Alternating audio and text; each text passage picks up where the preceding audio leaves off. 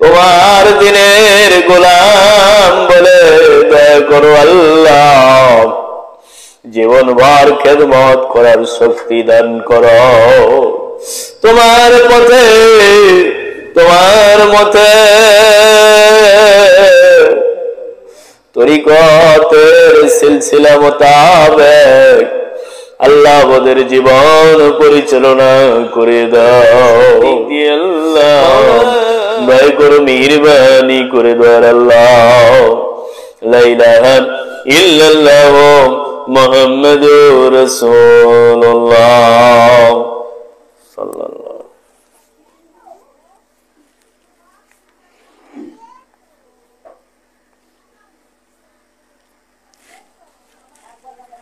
ফাতিহা শরীফ কার মোহাম্মতে এখন?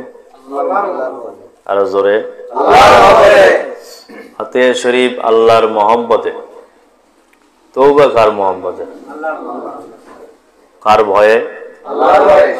আল্লাহর ভয়ে, আল্লাহর মোহাম্মতে পীরের দরবারে মুরিদ হলাম আল্লাহর কাছে সবাকের কথা গুনাহ মাফের জন্য। পীরের দরবারে মুরিদ হওয়ার পর পীরের কাছে কি পাবো আমরা? না ধন সম্পদ পাবো, টাকা পয়সা, ব্যাংক ব্যালেন্স, জমি কেজা, এগুলা মীমাংসা, এগুলার জন্যই তো আসে বেশিরভাগ পীরের দরবার। পীরের দরবার আসেই কিন্তু এগুলার জন্য বেশিরভাগই। আল্লাহ পাওয়ার জন্য এলাকা তো আল্লাহ মুক্ত হবে। এখন পীরেরা তাদের ব্যক্তিগত পাওয়ারে, আল্লাহ যে পাওয়ার দিয়েছে তাদেরকে, সেই পাওয়ারে অনেক রকমের সুবিধা করে দিতে পারে আল্লাহর দেওয়া ক্ষমতা দিয়ে। কিন্তু মূলত আমরা পীরের দরবারে যাবো কিসের আশায়? আল্লাহর রাসূল এবং আল্লাহ পাওয়ার আশায় পীরের দরবারে যাব, ওটা হলো মাধ্যম। সুবহানাল্লাহ। সেখানে আসার পরে আল্লাহ পাক আমাদেরকে পীরের মহব্বতে এবং পীরের মাধ্যমে আমাদেরকে কিছু আমল ওজিবা দেয়।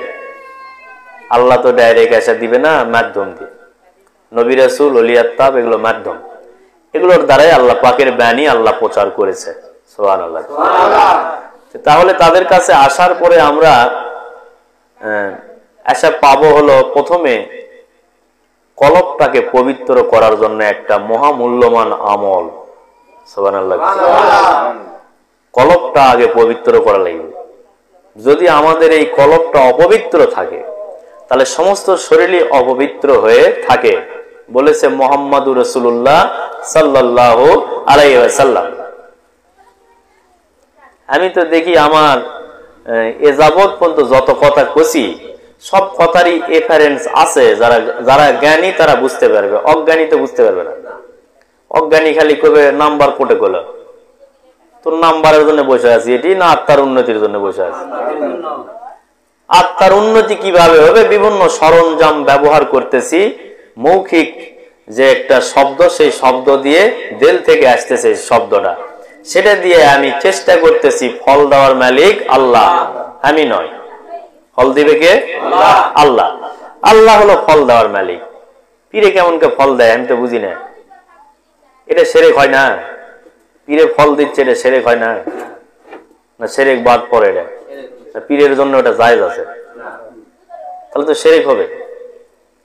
দেওয়ার মালিক কে? আল্লাহ। বিষয়গুলো এইভাবে আমাদের বিভিন্ন দরবারে না বলার কারণে মুনাফিকেরা কথা বলার চান্স পায়। নেটের যুগ, ক্যাটালিয়া ওটা আবার সারা রাজ্যে প্রচার করে যে যেটা এই কথা এইভাবে করছে, কিন্তু এর আগে পিছে আরো কথা আছে, উল্লেখ ধরে না। মুনাফিকেরা ধরে ওই যে ফিনিশিং না হতেই মিচ্ছানে ক্যাটালিয়া ওটা প্রচার করে। তাহলে এটা সুযোগটা দিলাম, কিন্তু আমরাও নিজেরাও কিছুটা, তাহলে এই সুযোগটা যেন না পাই, তালিম গুলো সেইভাবে দেওয়ার জন্য যারাই তালিম করে তার অনুরোধ করা হলো, তারা সেইভাবে তালিম করো, নিজেরা দিবে শিখো না, দেওয়ার মালিক আল্লাহ, এইভাবে কোয়া শিখো। তাতে ফিতনার মধ্যে মুরিদেরাও পড়বে না, পীরও পড়বেন না। আল্লাহ বুঝতে গাবে। তাহলে এখন কোরআন হাদিসের কথা বুঝতে গেলে কোরআন হাদিসের ইলম লাগবে এবং আধ্যাত্মিক বিদ্যা লাগবে। তাহলে কথাগুলার সারবস্তু বোঝা যাবে যে কথাগুলা কিভাবে আসতেছে, কোন দিক থেকে আসতেছে, কোন আয়াতের থেকে আসতেছে এবং নবীর কোন হাদিস থেকে আসতেছে, সেটা বোঝা যাবে। অত RSCS দেওয়ার মতো প্রয়োজন নাই তো, আমাকে আত্মার উন্নতি নিয়ে কথা, ঠিক না বেঠিক? তাহলে এসে আমল পেলাম আমরা প্রথম অবস্থায়। আমাদের যেটা মহামূল্যমান এলেম দরকার, সেই এলেমের নাম হলো লতিফায়ে কলব, যেখানে ধারণ হবে। সেই কলবটা যদি পরিষ্কার না থাকে তাহলে কিন্তু আমাদের গোটা শরীরটাই অপবিত্র, ঠিক না বেঠিক? তাহলে গোটা শরীর যদি অপবিত্র হয়, উপরে আমল জিবাও করলেন, দরুদ সালামও পড়লেন, লাভ হচ্ছে কি? লাভ হবে স্কোর 0, শেষের স্কোর হবে 0। কারণ আসল যেটা সেটা বাদ পড়ছে। আসল হলো কলবটা পরিষ্কার, আর কলব পরিষ্কার করার আমল সর্বপ্রথম পীর দিছে না দেয়নি? বয়াত করার সময় বলছে, বা আমার সাথে 2 বার কও আল্লাহ আল্লাহ, একসাথে 2 ডাক। কেন? দেল এবং জবানি মুখ 2 দিক থেকে একসাথে ডাক দাও আল্লাহ, আল্লাহ আল্লাহ একসাথে ডাক দাও। দিলে কি হবে? আল্লাহ খুশি হবে। এই ডাক শিখালো কেন? এই ডাকে আল্লাহ খুশি হবে, তোমার ওই অপবিত্র কলবটা পরিষ্কার হবে। আর পরিষ্কার যখন হবে তখন ওখানে যেটা রাখবেন সেটাই থাকবে, আর অপরিষ্কার যেটা রাখবেন সেটাই আউট হয়ে চলে যাবে। আমার মোর্শেদ অনবক করছিল ফুটা, কি ফুটা, ফুটো, বগুড়ার ভাষায় ফুটো। এ ফুটো বা ওই মুখে ফুটো বা ফুটো ফুটো নাম করলে তো তাকে লজ্জা দেওয়া হবে। আমি তার নাম বলি না, কারোই নাম বলি না। আমি খালি সমস্যার আলোচনা করি। সমস্যার আলোচনা করবে কারা? আলেম ওলামা, পীর বুজুর্গরা, এরা সমস্যার আলোচনা করবে। এরা কারো নাম দিয়ে কাউকে লজ্জিত করে গীবত করবে না, যেটা এখন সচলাচল হতেইছে বিভিন্ন জায়গায় দেখা যাচ্ছে। এটা কিন্তু গীবতের শামিল, আর গীবত কিন্তু ডেঞ্জারাস গুনাহ, নাউজুবিল্লাহ। যদি সে ওই অপরাধের অপরাধী না হয় আর তার বিষয় যদি ওটা বলা হয়, তাহলে তার গুনাহগুলো তার ঘাড়ের উপর চলে যায়, নাউজুবিল্লাহ। তাহলে একদিক দিয়ে যদি তোমার বিরোধিতা এবং তোমার গীবত যদি কেউ করে, তোমার উপকার হচ্ছে, ওই পরম বন্ধুর কাজ করতেছে। ওকে ধন্যবাদ, সামনাসামনি দেখা হলে ধন্যবাদ দিবেন, ইংলিশে ধন্যবাদ, কিংবা ওয়েলকাম দিবেন, মোস্ট ওয়েলকাম। মোস্ট ওয়েলকামটা একটু মনে হয় একটু উচ্চ পর্যায়ে, এটা দিবেন, একটু ভালো করে দিবেন। দিলে কি হবে? ও খুশি থাকবে। আমরা তো ইংরেজি মানুষ লয়, ইংরেজি অত বুঝি না, বাংলায় চলুক। তো এখন এ হলো পরম বন্ধুর কাজ করবে, কাজে ওর উপর মন খারাপ করা হবে না। মন খারাপের কিছু নাই, ও বন্ধুর কাজ করতেছে। তোমার গুণাগুলো ওই ঘাড়ত লিবে, এটা বিশাল একটা ব্যাপার নয়, বন্ধুর কাজ। বিপদের বন্ধুই তো বড় বন্ধু, তাহলে ওই তোমার বড় বন্ধু। নাউজুবিল্লাহ কয়া লাগবে। ওই বন্ধুর উপর নাউজুবিল্লাহ সারা সুবহানাল্লাহ আশা করাও মূর্খামো হবে, নাউজুবিল্লাহ। কাজে এই মহামূল্যবান এলেমটা আমরা কিন্তু পীরের দরবার ছাড়া কিন্তু পাচ্ছি না। যাই যতই ইতরামি করো, গয়রামু করো, এলেমের অহংকার করো, বড়াই করো, কিন্তু পীরের দরবার না যাওয়া পর্যন্ত ওই এলেম পাচ্ছি না যে এলেম কলব পরিষ্কার করে। সুবহানাল্লাহ। তাহলে পীরের দরবার যাওয়াও লাগবে। যারা যাওয়া লাগবে না কয়, তাদের জন্য এই কথা যে পীরের দরবার যাওয়াও লাগবে। তুমি তো মুনাফিক, তোমাকেও লাগবে যাওয়া, তোমাকে বাইয়াত গ্রহণ করতে হবে আত্মা শুদ্ধির জন্য। সুবহানাল্লাহ। তাহলে বায়াত গ্রহণ করা লাগবে। এতে কিন্তু তুমি যে আমি মাদ্রাসার ডিগ্রি অর্জন করে ডক্টরেট করে এসেছি, তোমাকে বায়াত গ্রহণ করা লাগবে না, এটা তোমার একরকম গয়রামো, এটা একরকম গয়রামো। কারণ তোমাকে বায়াত গ্রহণ করা লাগবে আত্মার উন্নতির জন্য, আত্মার শুদ্ধির জন্য, পবিত্রর জন্য।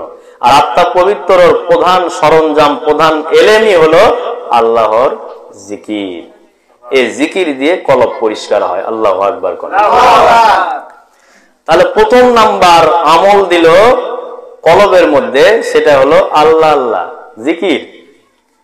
এই জিকিরের নাম হলো ইসমে জাত। সুবহানাল্লাহ। এই ইসমে জাতের জিকির করলে বান্দার কলবটা পরিষ্কার হবে। এটা কয় ক্লাস পর্যন্ত হবে?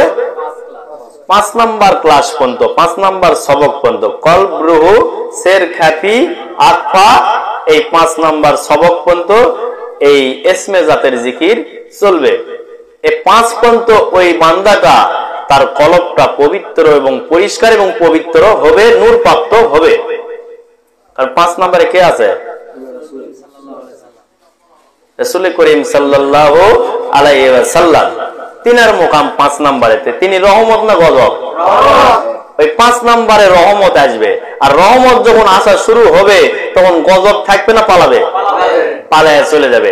এই জন্য রহমতের প্রয়োজন। তখন আসবে রহমত, আর রহমতে যখন পরিপূর্ণ হয়ে গেল তখন আসবে নফি ইসবাত, লা ইলাহা ইল্লাল্লাহ।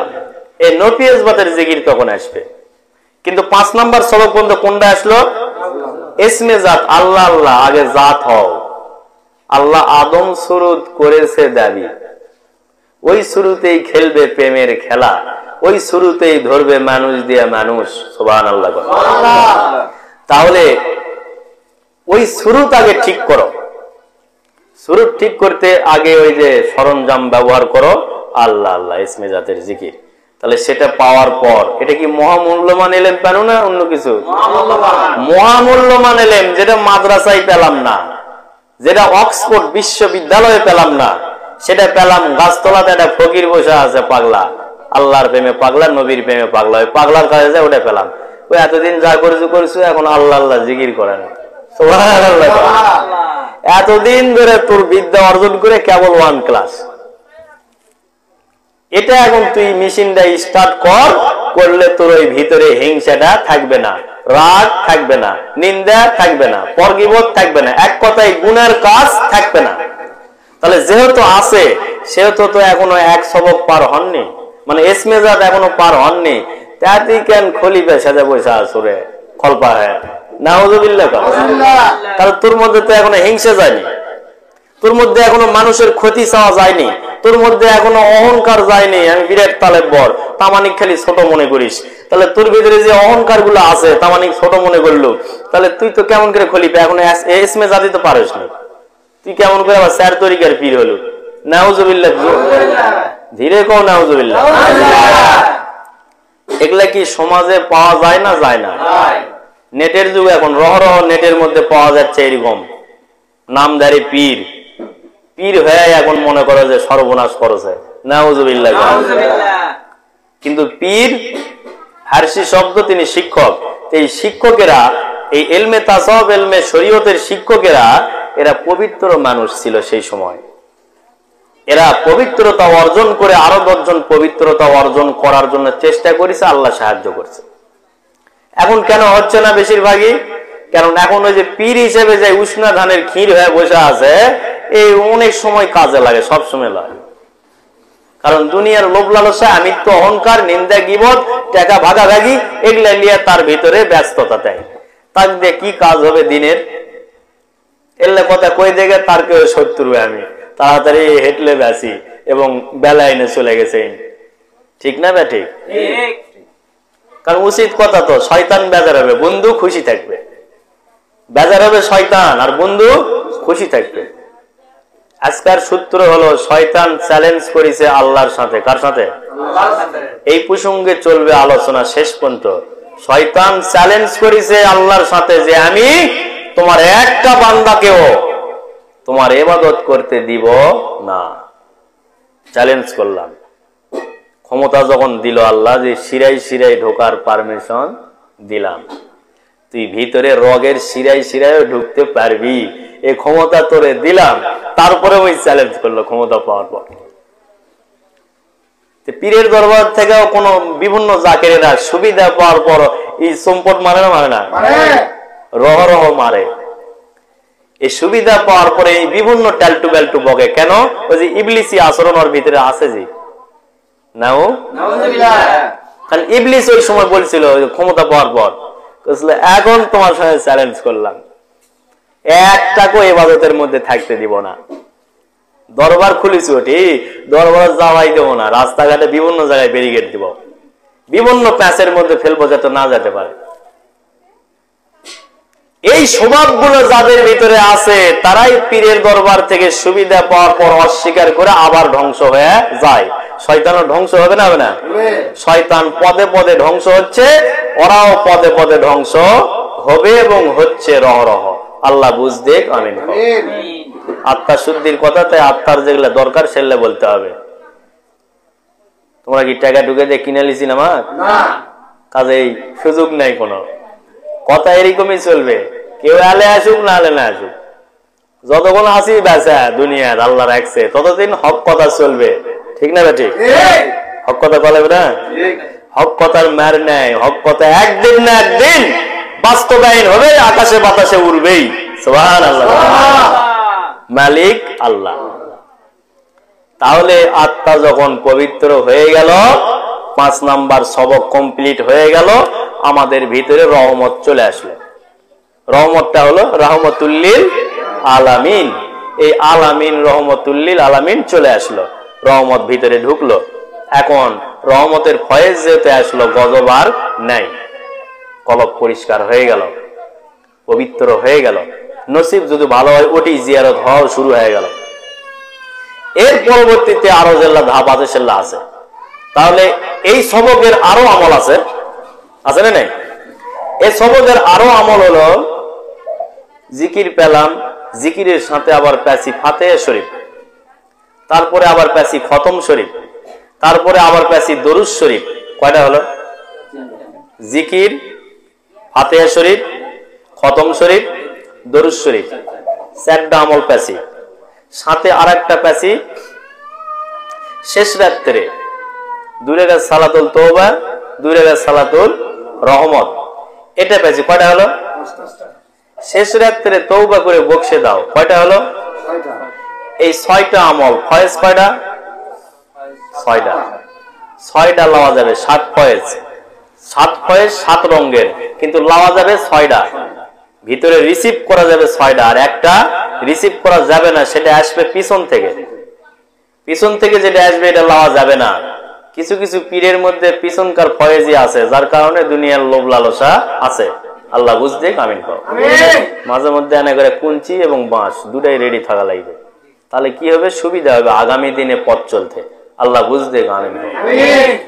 সোনার বাবারা, তোমাকে একদিন কবরে যেতে হবে, আমার কথা শুনে মন খারাপ করে না, পরে শুনেও। কেন? যে বাঁশ আর কুঞ্চি না হলে গোলাম, কিন্তু অঝরা দেওয়ার জন্য ফেরেশতারা রেডি আছে কবরত। নাউজুবিল্লাহ। তাহলে তোমার বন্ধু হিসেবে কাজ করলাম, কি কাজ? তুমি ওই বিপদগুলোর মধ্যে যেগুলো বিপদগামী করিচ্ছেন সেগুলো থেকে বাঁচানোর জন্য আমি চেষ্টা করতেছি, বাঁচাবে আল্লাহ, কিন্তু বাঁচানোর জন্য চেষ্টা করতেছি, বাঁচাবে আল্লাহ। চেষ্টা বান্দার হাতে, ফল দিবে আল্লাহ। সুবহানাল্লাহ। কাজে আমার কথা শুনে মন খারাপ করো না, এই 6 ফয়েজ যেন ঠিক থাকে।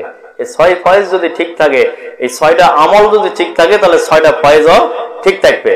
আর 6টা আমল যদি ঠিক না থাকে, 6টা ফয়েজও ঠিক থাকবে না।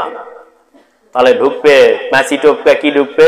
হিংসা, নিন্দা, গীবত, রাগ, রিয়া, লোভ, লালসা, এক কথায় কুখায়েশ, কুলালস, দুটাই ঢুকে থাকবে মজুদ হয়ে। নাউজুবিল্লাহ। আর এই 6 ফয়েজ ঠিক যদি থাকে, তাহলে 6 দিক থেকে তো ঢুকবে, মানে 7 দিক থেকে ঢুকবে, তার মানে এটা তো লওয়া যাচ্ছে না। তাহলে এই 6টা যেহেতু আমরা লিখছি, তাহলে অবশ্যই আমাদের ভিতরে রহমত মজুদ হবে, 5 নাম্বার কমপ্লিট হয়ে যাবে। সুবহানাল্লাহ।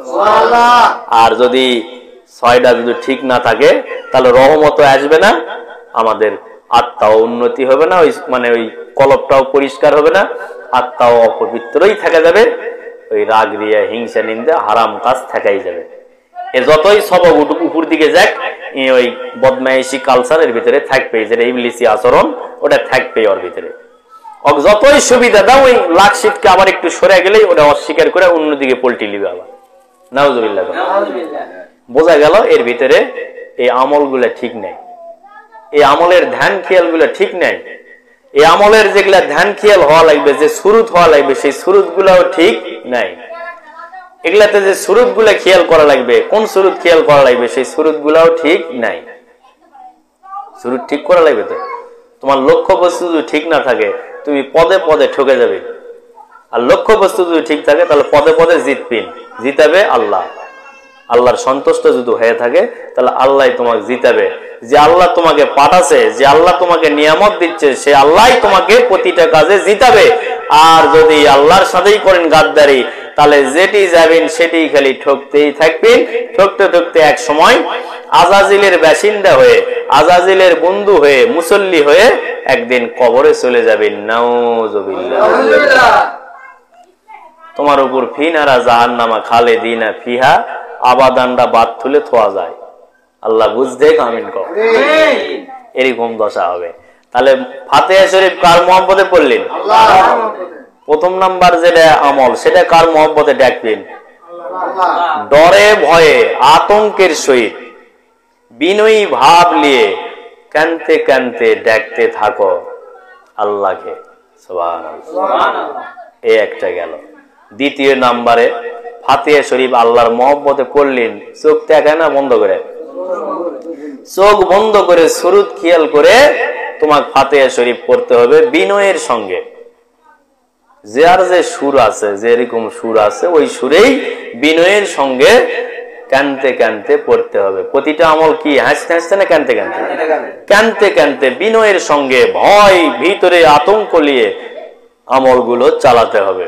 কারণ আল্লাহ তোমাকে দেখতেছে, তুমি না দেখলেও। ঠিক না বেটা? তৃতীয় নাম্বারে খতম শরীফ, রেজেকের ফয়সালা, আপদ বিপদ মুক্ত, এগুলার জন্য খতম শরীফ। খতম শরীফ কিছু মুনাফিকেরা ভালো মানুষের উপর মারে, কিছু মুনাফিকেরা ভালো মানুষের উপর মারে, কিন্তু মুনাফিক জানে না যে খতম শরীফে কখনো খারাপ কাজ হয় না, ভালো কাজ। সুবহানাল্লাহ। মুনাফিকেরা লোভ লালসার কারণে ভুলে গেছে ওগুলা, যার কারণে ওই মারতেছে, ওটা আবার ওর কাছেই ঘুরে যাচ্ছে। কারণ যেটা মানে আল্লাহর যেগুলা আইন কারণ, সেগুলা যদি উল্টা কেউ করে, মানে উল্টা মানে ভুল একটা মন্তব্য যদি কারো উপর করে আর সেই অপরাধ সে করেনি, তাহলে সেই অপরাধটা তার গায়ের উপরই চলে যায় পারে। নাউজুবিল্লাহ। একজন কাফের করলেন, ওই কাফের লয়, কিন্তু ও কাফের করলেন, বিনিময়ে যে তুমি কাফের লয়, সে তো ওই কাফের ফতুয়া তোমার দিকে ঘুরে যাবে, আবার তুমি কাফের হবি। এখন এরা এজমা কিয়াস এটা উঠে বিভিন্ন ফতুয়া ফেকা বিভিন্ন কিছু পড়ে ডিগ্রির অভাব নাই, এই জন্য ফতুয়া ভুলে গেছে এরা। আমি ফতুয়া দেই না, আমি এইটুক জানি যে কাউকে অপরাধী হিসেবে সাব্যস্ত করলেন, সে যদি অপরাধী না হয় তাহলে ওই অপরাধটা তোমার ঘাড়ের যে তুমি অপরাধী হবে। আল্লাহ বুঝতে আমিন কও। পেঁয়াজ ধরার বুদ্ধি নেই, পেঁয়াজ একবারে ভেঙ্গে দিয়ে দিলাম, মারাবা। এবার ফাতিহা শরীফটা আল্লাহর মহব্বতে পড়লেন, তারপরে খতম শরীফে এগুলা আপদ বিপদ গুলা খতম হয়ে যাচ্ছে, কিন্তু খতম শরীফের একটা ফয়েজ আছে, সে ফয়েজের নাম হলো কুওয়াতের ফয়েজ। সুবহানাল্লাহ। এটা আসবে কার কাছ থেকে? আল্লাহর কাছ থেকে আসবে। কার কাছ থেকে? আল্লাহর কাছ থেকে আসবে। কোটে? তরিকতের সর্দার যিনি, তার কাছে। তরিকতের সর্দার হয়ে চলে আসবে হলো পীর, পীর পীরানি পীর, এইভাবে আস্তে আস্তে আস্তে আস্তে আপন মোর্শেদ, তারপরে আসবে হলো তোমার কলবেত। তাছাড়া ডাইরেক্ট গেলে তুমি ভস্ম হয়ে যাবে, পুরে সরকার হয়ে যাবে। এই আসবে, আসার পরে এই খতম শরীফের এই কালারটা কেমন হবে, কালারটা এখানে বলতেছি না হাটের মধ্যে, কারণ বললে মুনাফিকেরা বুঝে ফেলবে। কারণ সব কথা ভাঙ্গা বলা যাবে না, কিছু ভিতরে রাখতে হবে। কালার খুঁজে বের কর, কেমন কালার হবে, কয়টা কালার হতে পারে, না এক কালারই হবে, না কয় কালার হবে, খুঁজে বের করো। যাই হোক, এই ফয়েজটা হলো আলো, সে আলোটা পড়বে। এই আলো যদি কোনো একটা শয়তানি কার্যকলাপের উপর খেয়াল করেন, ওই যে শয়তান আল্লাহর সাথে কি করলো, চ্যালেঞ্জ করলো, আর আল্লাহ আবার চ্যালেঞ্জ গ্রহণ করে ওর সাথেও চ্যালেঞ্জ করলো। কি চ্যালেঞ্জ? যে আমার যারা প্রকৃত বান্দা হবে তার ধারে কাছেও তুই যেতে পারবি না, মন্ত্র আমি শিখে দিব। সুবহানাল্লাহ। এই মন্ত্র হলো এই খতম শরীফ। খতম শরীফের মধ্যে সেই মন্ত্রটা একদম সিরিয়াল করে করে দেওয়া আছে। আল্লাহ ইমামে করে দিয়েছে, সর্দারে সিরিয়াল করে করে দিয়েছে আমলের ওজিবাটা। দরুদ আগে পিছে কবুল হওয়ার জন্য, আর মাঝখানে যে আয়াতটা আছে, এই আয়াত কোরআনের এই আয়াতটা, আর আগে পিছে দরুদ, ওই আয়াতকে কবুল হওয়ার জন্য আল্লাহর দপ্তরে। সুবহানাল্লাহ। দিয়ে আল্লাহ পাক ওজিবা তৈরি করে এই জাকেরদেরকে দিয়েছে ফজরের নামাজের শেষে ফাতিহা শরীফের পরে খতম শরীফ। আগে আল্লাহর মহব্বতে ফাতিহা শরীফ, তারপরে খতম শরীফটা হবে ওই সর্দারের মহব্বতে। সুবহানাল্লাহ। সর্দারের মহব্বত খুঁজতে যায় প্রথম নাম্বার শুরুতে আসবে আপন মোর্শেদেরটা, না আসলে ওটা আসবে না। এটা আসার পরে তামান আসবে আস্তে আস্তে, ওটা না আসলে আসবে না। জাকেরদের জন্য এই কথা, জাকের ছাড়া তো ওই আমল করবেও না, কারণ ওই ফয়েজের ওর খবরও নেই। তো যাই হোক, তারপরে দরুদ শরীফ কার মহব্বতে? আল্লাহর রাসূলের মহব্বতে 500 বার এশার নামাজের পরে দরুদ শরীফ, এশার নামাজের শেষে দরুদ শরীফ পড়বে। তাহলে এশার নামাজের শেষে দরুদ শরীফ পড়লে কি হবে? তোমার আমল নামা থেকে একটা করে গুনাহ ঝরবে, একটা করে দরুদ শরীফের বিনিময়ে, আর 10টা করে রহমত যোগ হবে আমল নামাতে। সুবহানাল্লাহ। এভাবে যোগ হতে হতে তোমার ভিতরে রহমতের ডিপু তৈরি হবে, হতে হতে রহমতুল লিল আলামিনও জিয়ারত করতে পারে।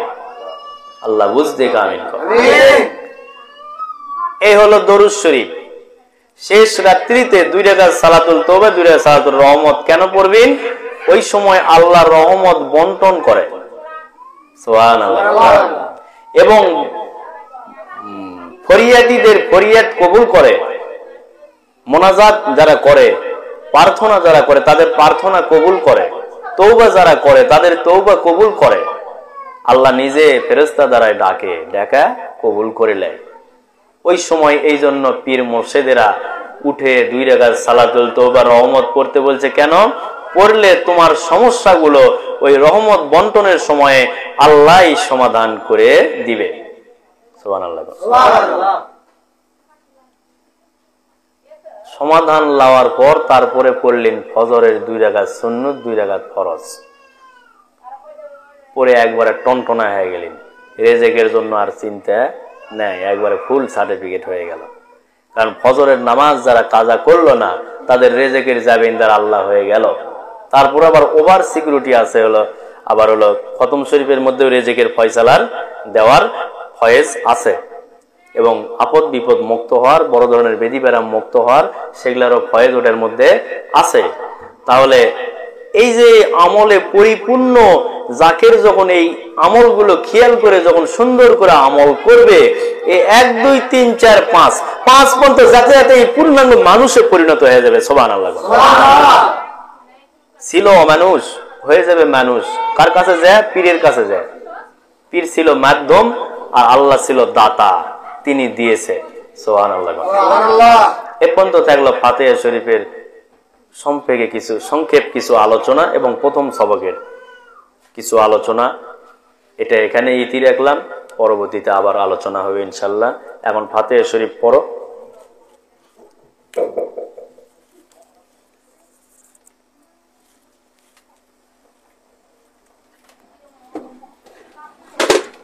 أعوذ بالله من الشيطان الرجيم بسم الله الرحمن الرحيم أستغفر الله ربي من كل ذنب وأتوب إليه أستغفر الله ربي من كل ذنب وأتوب إليه أستغفر الله ربي من كل ذنب وأتوب إليه أستغفر الله ربي من كل ذنب وأتوب إليه أستغفر الله ربي من كل ذنب وأتوب إليه أستغفر الله ربي من كل ذنب وأتوب إليه أستغفر الله ربي من كل ذنب وأتوب إليه الحمد لله رب العالمين الرحمن الرحيم مالك يوم الدين إياك نعبد وإياك نستعين اهدنا الصراط المستقيم صراط الذين أنعمت عليهم غير المغضوب عليهم ولا الضالين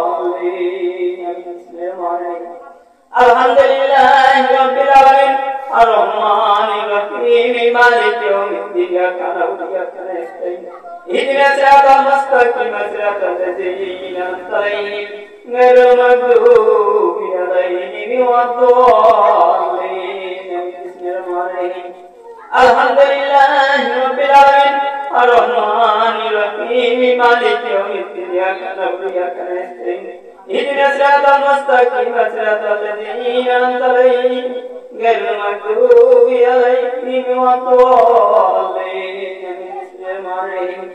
قل هو الله أحد الله الصمد لم يلد ولم يولد ولم يكن له كفوا أحد قل هو الله أحد الله الصمد لم يلد ولم يولد ولم يكن له كفوا أحد بسم الله الرحمن قل هو الله أحد الله الصمد لم يلد ولم يولد ولم يكن له كفوا أحد بسم الله الرحمن قل هو الله أحد الله الصمد لم يلد ولم يولد ولم يكن له كفوا أحد بسم الله الرحمن قل هو الله أحد الله الصمد لم يلد ولم يولد ولم يكن له كفوا أحد بسم الله الرحمن قل هو الله أحد الله الصمد لم يلد ولم يولد ولم يكن له كفوا أحد بسم الله الرحمن قل هو الله أحد الله الصمد لم يلد ولم يولد ولم يكن له كفوا أحد بسم الله الرحمن قل هو الله أحد الله الصمد لم يلد ولم يولد ولم يكن له كفوا أحد بسم الله الرحمن قل هو الله أحد الله الصمد لم يلد ولم يولد ولم يكن له ভিতরে যাও ভিতরে যাও পরে